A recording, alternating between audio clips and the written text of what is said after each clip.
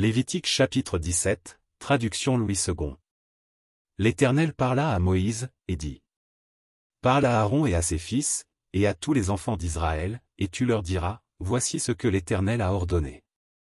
Si un homme de la maison d'Israël égorge dans le camp ou hors du camp un bœuf, un agneau ou une chèvre, et ne l'amène pas à l'entrée de la tente d'assignation, pour en faire une offrande à l'Éternel devant le tabernacle de l'Éternel, le sang sera imputé à cet homme, il a répandu le sang, cet homme-là sera retranché du milieu de son peuple.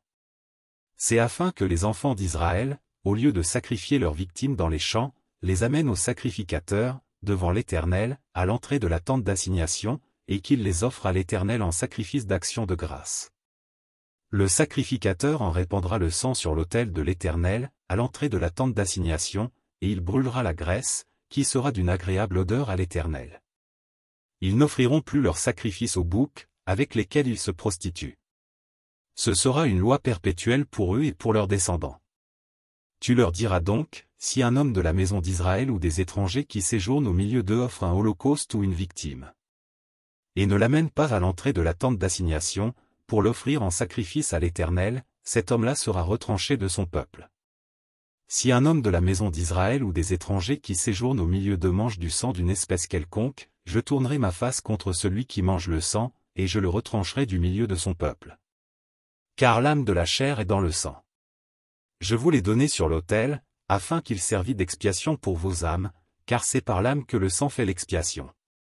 C'est pourquoi j'ai dit aux enfants d'Israël, personne d'entre vous ne mangera du sang, et l'étranger qui séjourne au milieu de vous ne mangera pas du sang. Si quelqu'un des enfants d'Israël ou des étrangers qui séjournent au milieu d'eux prend à la chasse un animal ou un oiseau qui se mange, il en versera le sang et le couvrira de poussière. Car l'âme de toute chair, c'est son sang, qui est en elle. C'est pourquoi j'ai dit aux enfants d'Israël, vous ne mangerez le sang d'aucune chair, car l'âme de toute chair, c'est son sang, quiconque en mangera sera retranché.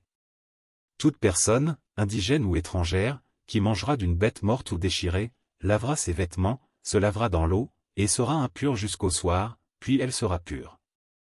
Si elle ne lave pas ses vêtements, et ne lave pas son corps, elle portera la peine de sa faute.